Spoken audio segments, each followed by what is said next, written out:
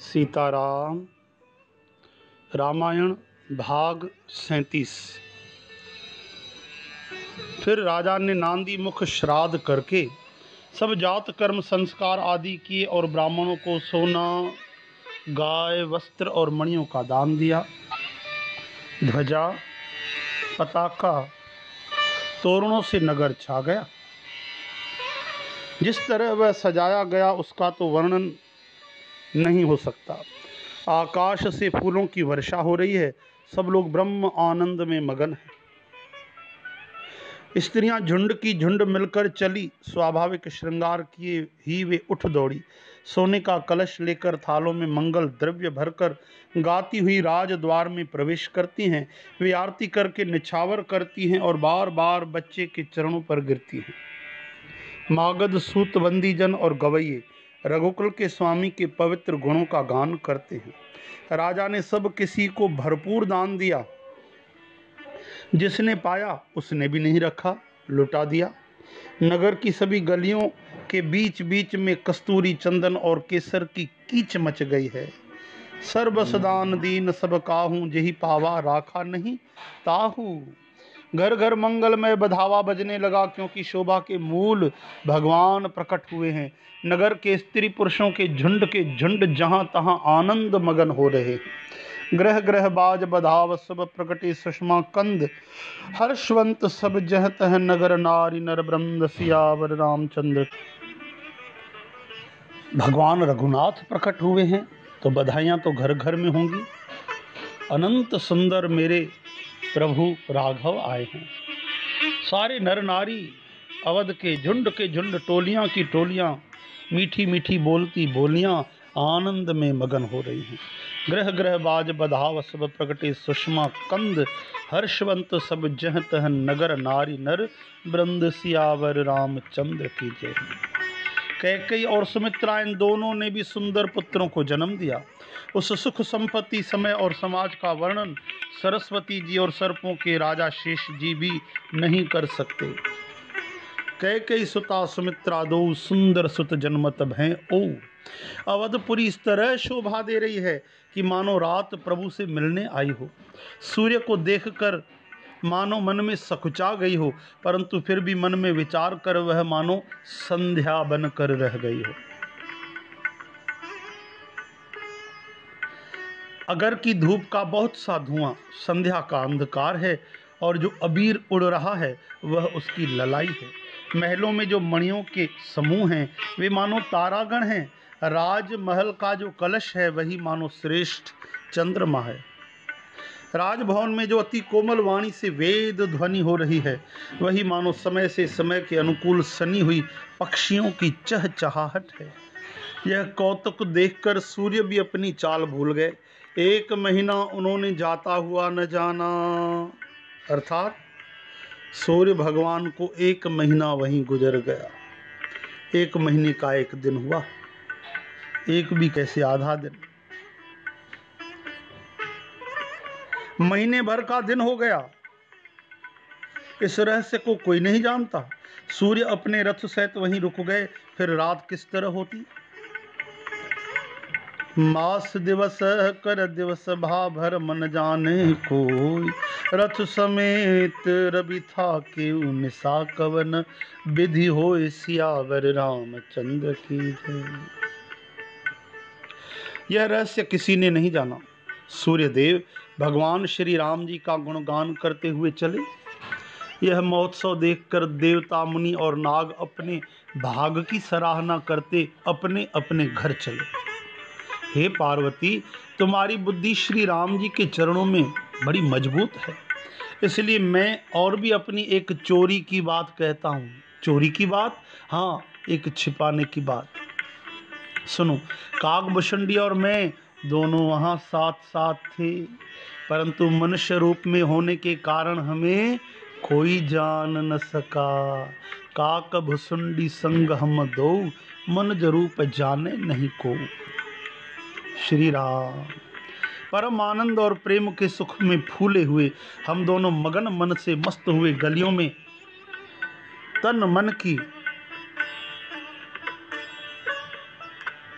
सुधि भूले हुए फिरते थे, परंतु यह शुभ चरित्र वही जान सकता है जिस पर श्री राम जी की कृपा हो। उस अवसर पर जो जिस तरह आया और जिसके मन को जो अच्छा लगा, राजा ने उसे वही दिया। हाथी, रथ, घोड़े, सोना, गौवें, हीरे और तरह तरह के वस्त्र राजा ने दिए। राजा ने सबके मन को संतुष्ट किया। इसी से सब लोग जहां तहां आशीर्वाद दे रहे थे कि तुलसीदास के स्वामी सब पुत्र चारों राजकुमार चिरजीवी दीर्घायु हों। मन संतोषे सबन के जह तह देह, आशीष सकल तनय चिरजीवों तुलसीदास के ईस। सियावर रामचंद्र की जय। इस प्रकार कुछ दिन बीत गए, दिन और रात जाते हुए नहीं जान पड़ते। तब नामकरण संस्कार का समय पाकर राजा ने ज्ञानी मुनि श्री वशिष्ठ जी को बुला भेजा। मुनि की पूजा करके राजा ने कहा, हे मुनि, आपने मन में जो विचार रखे हों वे नाम रखिए। मुनि ने कहा, हे राजन, इनके अनेक अनुपम नाम हैं, फिर भी मैं अपनी बुद्धि के अनुसार कहूंगा।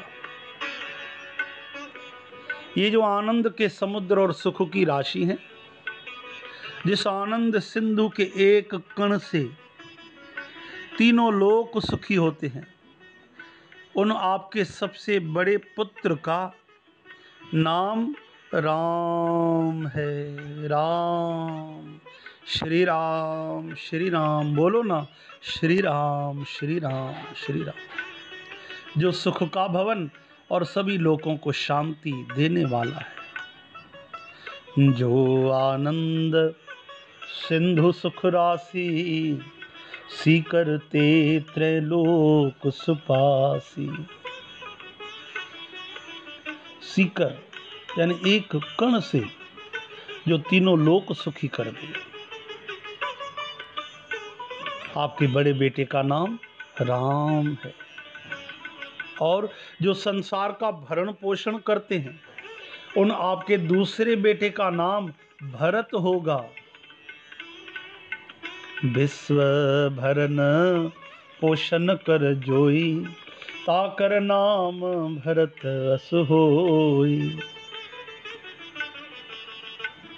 और जिनके याद करने से, स्मरण मात्र से शत्रु का नाश होता है, उनका वेदों में प्रसिद्ध नाम शत्रुघ्न है।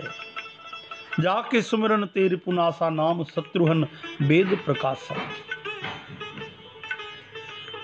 जो शुभ लक्षणों के धाम श्री राम जी के प्यारे और सारे जगत के आधार हैं, गुरु वशिष्ठ जी ने उनका लक्ष्मण ऐसा श्रेष्ठ नाम रखा।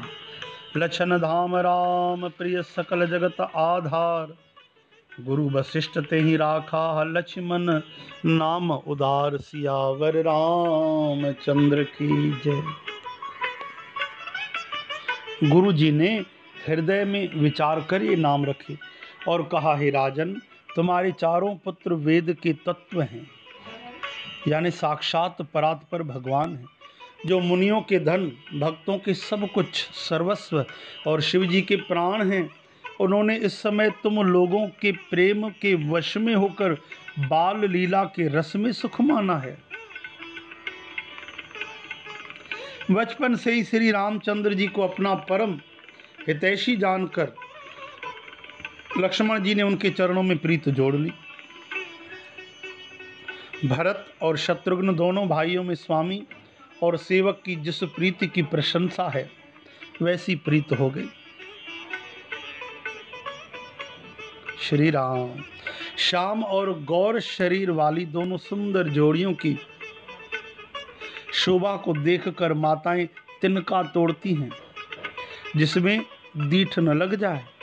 यूं तो चारों ही बेटे शील, रूप और गुण के धाम हैं, तो भी सुख के समुद्र श्री रामचंद्र जी सबसे अधिक हैं। श्याम गौर सुंदर दो जोरी, निरखें छवि जननी तृण तोरी।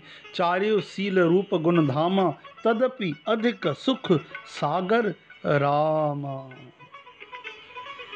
श्री राम, श्री राम, श्री राम। उनके हृदय में कृपा रूपी चंद्रमा प्रकाशित है।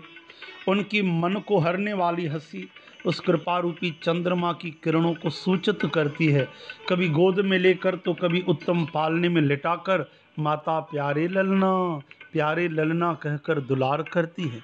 जो सर्वव्यापक निरंजन माया से रहित, निर्गुण, विनोद रहित और अजन्मा ब्रह्म है, वही प्रेम और भक्ति के वश होकर कौशल्या जी की गोद में खेल रहे हैं। व्यापक ब्रह्म निरंजन निर्गुण विगत विनोद, सोज प्रेम भगति बस, कौशल्या की गोद सियावर राम चंद्र की जय।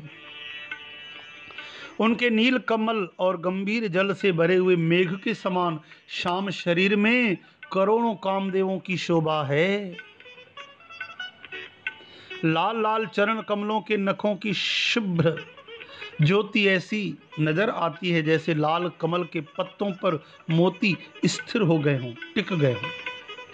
चरण तलों में वज्र, ध्वजा और अंकुश के चिन्ह शोभा दे रहे हैं।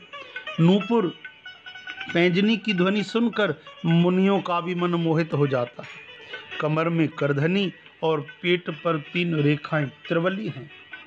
नाभि की गंभीरता तो वही जानते हैं, नाभि की गंभीरता को तो वही जानते हैं जिन्होंने उसे देखा है।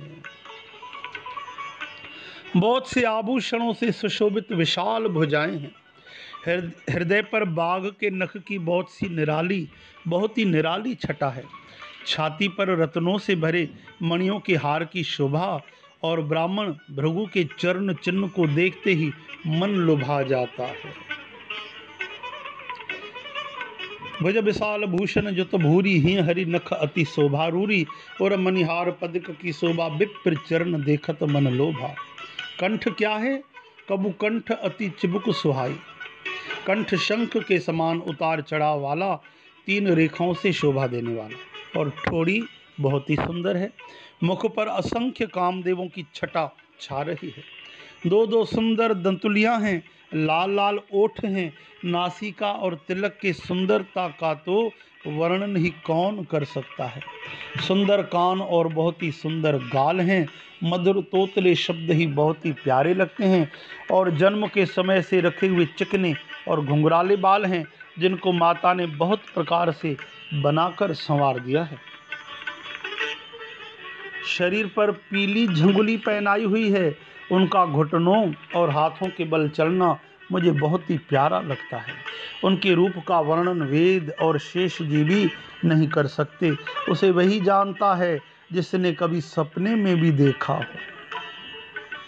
जो सुख के पुंज, मोह से परे, ज्ञान, वाणी और इंद्रियों से अतीत हैं, वे भगवान दशरथ कौशल्या के अति प्रेम के वश होकर पवित्र बाल लीला करते हैं। सुख संदोह मोह पर ज्ञान गिरा गोतीत, दंपति परम प्रेम बस कर शिशु चरित, पुनीत सियावर रामचंद्र की जय। श्री राम जय राम जय जय राम, श्री राम जय जय राम, सीताराम सीताराम। जय श्री कृष्ण जय श्री कृष्ण।